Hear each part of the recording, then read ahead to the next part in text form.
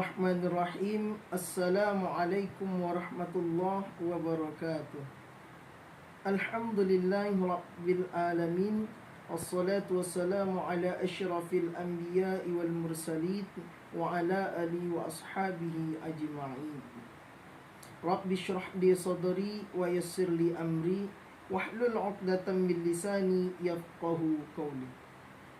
Para pemirsa DH TV yang berbahagia, bersyukur merupakan kewajiban kita sebagai umat manusia atas segala bentuk nikmat yang telah diberikan oleh Allah kepada kita, mulai saat kita tadi hendak menjelang tidur malam hingga kita terbangun dan melanjutkan rutinitas keseharian kita.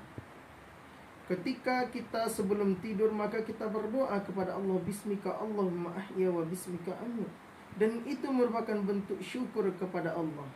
Lantas setelah itu Allah bukakan mata kita menjelang pagi, kemudian kita masih berdoa, Alhamdulillahilladzi ahyana ba'dama amatana wa ilaihin nusyur. Dan itu juga masih merupakan kalimat syukur kepada Allah. Lantas para hadirin sekalian, tak ada satupun kegiatan kita di dunia ini yang terlepas dari kata syukur kepada Allah. Sehingga apa kata Allah? La in syakartum la azidannakum wa la in kafartum inna azabi lasyadid. Sungguh kata Allah, kalau kalian semakin bersyukur, la in syakartum, kalaulah kalian itu bersyukur, la azidannakum, maka akan semakin ditambah oleh Allah nikmat kita. Wa la in kafartum, tapi kata Allah, kalau kalian sudahlah ingkar, kufur dan tak mau bersyukur atas apa yang telah aku berikan, inna azabi lasyadid, sungguh kata Allah, azabku sangatlah pedih. Allah tak mengatakan ia akan mengurangi rezeki kita, tetapi Allah mengancam dengan azabnya yang amat pedih. Salawat dan salam senantiasa tercurah pada junjungan alam, yakni Nabi Muhammad sallallahu alaihi wasallam. Beliaulah baginda yang telah mengenalkan kita kepada Islam. Allah mengirimkan Islam melalui malaikat Jibril, lalu diturunkan kepada Rasulullah sallallahu alaihi wasallam sebagai wasilahnya, sehingga ia dikatakan sebagai seorang rasul ataupun utusan Allah di dalam menyampaikan risalah agama. Para pemirsa DH TV yang dirahmati oleh Allah Subhanahu wa taala, ketika Nabi Isa alaihi salam bersama rombongannya Al-Hawariyun melewati sebuah kota, lalu di tengah kota itu ada seekor anjing yang mati di pinggir jalan.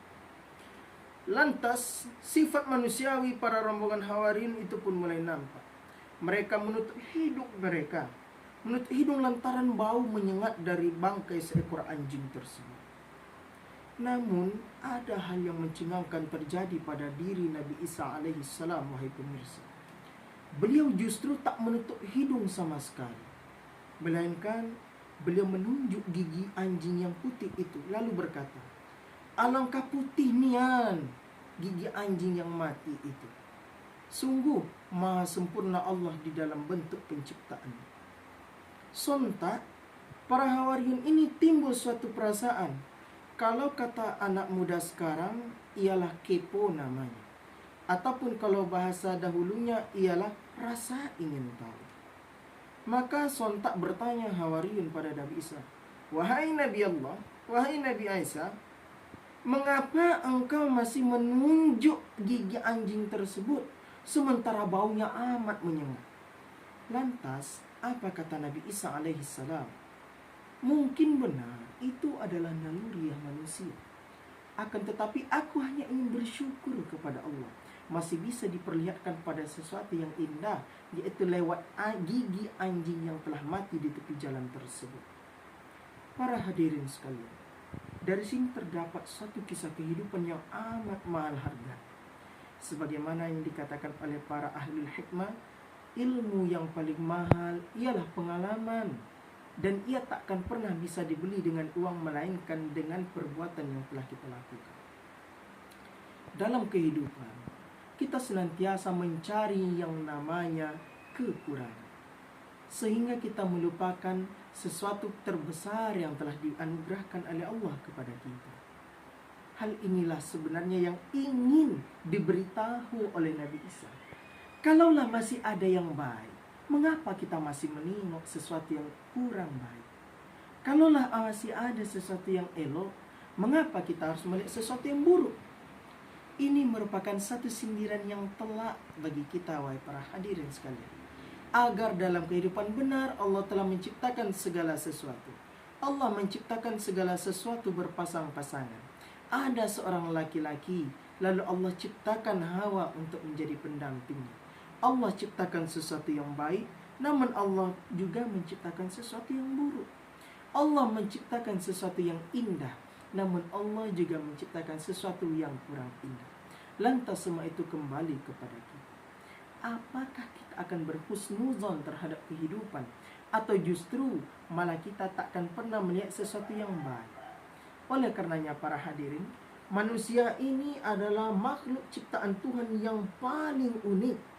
Hal ini juga diutarakan oleh William Shakespeare. Ia mengatakan betapa indahnya manusia itu ketika melangkah. Lihatlah betapa mulianya manusia itu mampu terbang ke angkasa meskipun tanpa sayap yang ada. Mereka mampu menyelami lautan yang dalam meskipun mereka bernafas dengan hidung bukan dengan insan. Manusia adalah makhluk Tuhan yang sempurna. Inna khalaqnal insana fi ahsani taqwim. Manusia kami ciptakan dalam keadaan yang sebaik-baiknya, dalam keadaan rupa yang seutuh-utuhnya. Namun para hadirin, manusia belum tentu memiliki yang namanya pemikiran, penglihatan yang sempurna sebagaimana penciptaan. Oleh karenanya kata Allah Subhanahu wa taala, kita mestilah senantiasa berhusnuzon kepada setiap apapun yang terjadi, apapun yang kita lihat. Dalam kisah Nabi Isa bersama kaum Hawariyun tersebut terdapat juga suatu pembelajaran. Wa inna lakum fil an'ami la'ibrah. Sungguh kata Allah, walaupun dalam seekor hewan, dalam seekor binatang, sungguh terdapat suatu ibrah, pembelajaran. Dari pembelajaran Nabi Isa tadi menandakan kepada kita untuk senantiasa melihat segala sesuatu dengan segala kebaikan yang ada, meskipun kebaikan itu dibungkus dengan sesuatu yang amat jelek dan buruk rupa. Kita mungkin benar, manusia adalah tempatnya khilaf dan juga salah. Namun apakah salah ketika kita untuk mencoba menjadi orang yang bisa melihat dari segala sisi kebaikan yang ada? Oleh karenanya para hadirin sekalian, kisah ini semoga menjadi teladan bersama, terlebih di bulan suci Ramadan ini. Kita semua telah diturunkan oleh Allah dengan keberkahan, kerahmatan dan juga ampunan yang luar biasa banyak. Oleh karenanya hiasilah Ramadan kita kali ini dengan berbagai husnuzon yang baik, husnuzon yang indah kepada Allah. Meskipun ada banyak beribu kata buruk untuk mengungkapkan sesuatu, tetapi kita lebih memilih satu alasan yang baik untuk melihat segala sesuatu dengan segi positifnya. Mungkin sampai di sinilah perjumpaan kita kali ini. Semoga pembelajaran dari kisah Nabi Isa alaihi salam tersebut dapat memberikan gambaran hidup, cerminan yang baik bagi kita untuk mengarungi kehidupan di masa yang akan datang. Kafaituhuna hadzal kalam wallahul muwafiq ila aqwabit thariq.